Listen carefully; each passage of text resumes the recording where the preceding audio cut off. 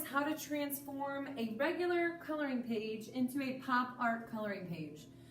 So the first thing you need to do is just get a coloring page, preferably tear it out of the coloring book, or if you're printing one off the internet, then you're good to go. I like to have a central figure in there to sort of be like the main event or the focal point of this pop art coloring page. And then you're going to use a ruler to create sort of like a big star explosion-like shape behind the main figure. If there is a background, just make sure the background's fairly simple or the lines are light so that you can draw over them. When creating this star-like shape, I am going to at some points draw over my main figure, in this case being the dinosaur. What I'm going to do is I'm just going to come back later and I'm going to erase those lines.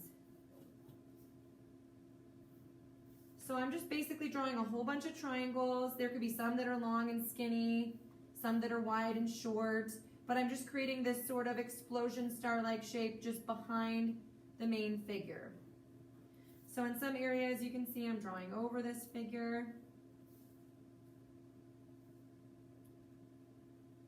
After I get done drawing in this shape, I'm going to erase wherever it overlapped my animal, or main figure I should say, and then I'm going to trace the rest of it in Sharpie so it's solid black. I'm only going to trace the areas that go behind the dinosaur.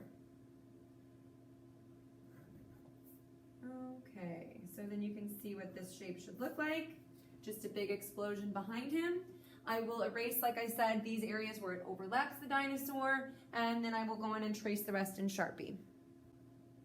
Okay, so now you can see that I outlined my shape in Sharpie. I erased wherever my lines passed over the dinosaur, and you can start to see the design behind it. We're going to do one more step. We are going to go in and start to do some circles. A lot of pop art artworks have polka dots in the background.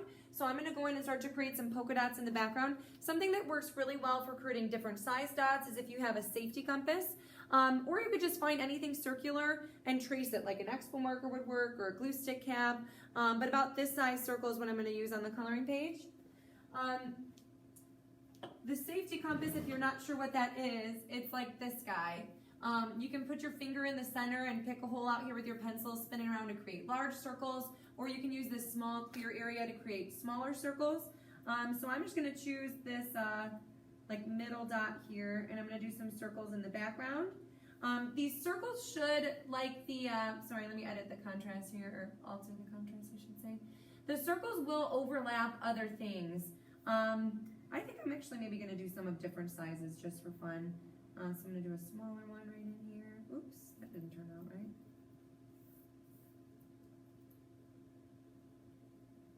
Okay, here we go, that's better. The big guy over here on the side. Okay, so I'm just going to do a bunch of spots in the background. After I get done doing the circles in the background, I'm going to trace those in Sharpie as well. If any part of your circle overlaps your dinosaur or overlaps an explosion shape, make sure and erase those areas as well.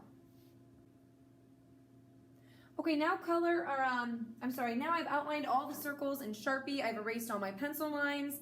The next step is to go in and start to color with pop art colors. Pop art colors are anything bright, hot pinks, lime greens, bright yellows, bright blues. All of those colors will work. I'm going to go in and color with a bunch of different colors just using crayon, because I feel like everybody has crayon, that's easy. But you could use markers, colored Sharpies, paints, watercolors, oil pastels, really whatever you have available, colored pencils, of course. I don't know if I said that.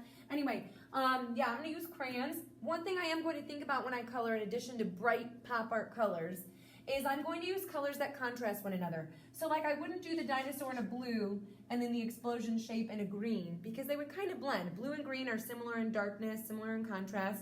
What I could do is a yellow dinosaur with a purple background. Whenever you do complements, that really makes something stand out. So like red and green are complements, blue and orange, and violet and yellow.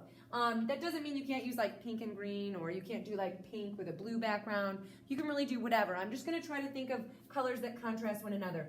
So I think I'm going to do, I don't know, I'll do some colors. I'll show you when it's done. Okay, here's my finished sample of a pop art coloring page. So you can see how I tried to use colors that contrast one another, like a cool color and then a warm and then a cool, so that you could see those, like see one figure in front of the next. It kind of creates a sense of depth, like a really simple sense of depth, but anyway, that's the end product.